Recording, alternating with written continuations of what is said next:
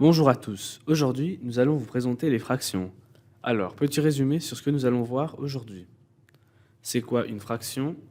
Représentation de la fraction, l'histoire, le monde de la fraction. C'est quoi une fraction?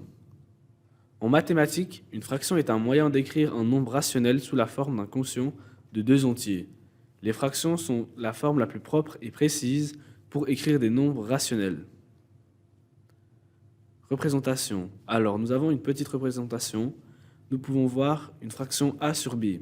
Voici le numérateur en haut et le dénominateur en bas.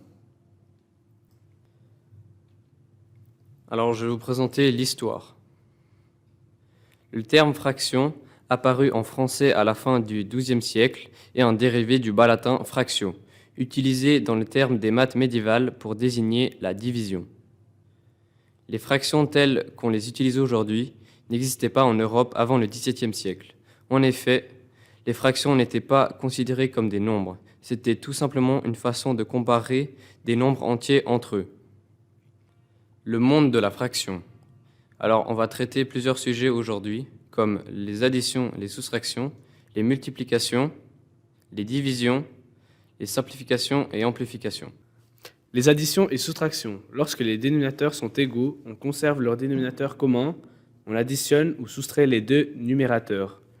Exemple, 5 sur 8 plus 7 sur 8 est égal 12 sur 8.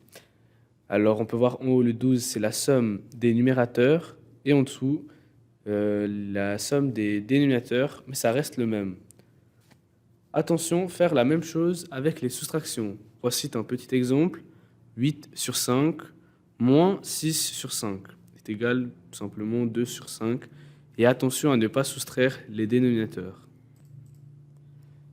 Lorsque les deux dénominateurs sont différents, on amplifie les deux fractions pour trouver un dénominateur commun et ensuite on additionne ou soustrait les deux numérateurs.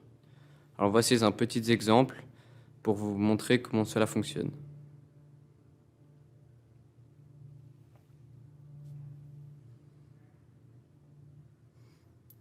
Ici, on cherche leur multiple commun, donc 12, car 3 fois 4 est égal 12 et 2 fois 6 est égal 12 aussi. Exemple avec les soustractions. Vous avez fait un petit exemple avec les soustractions. C'est exactement la même chose, sauf qu'à la fin, on fait une soustraction et non pas une addition.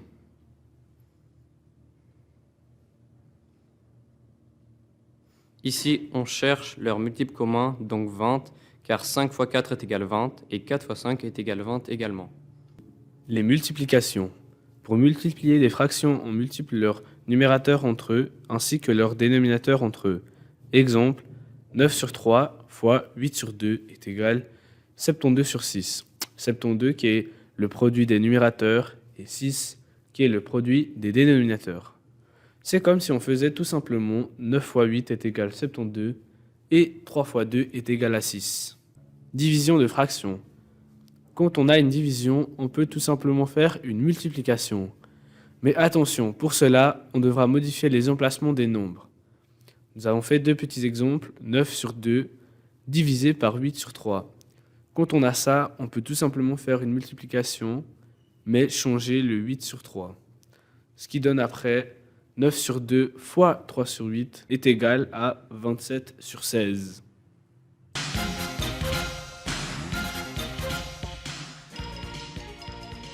Alors merci à tous de nous avoir écoutés et au revoir.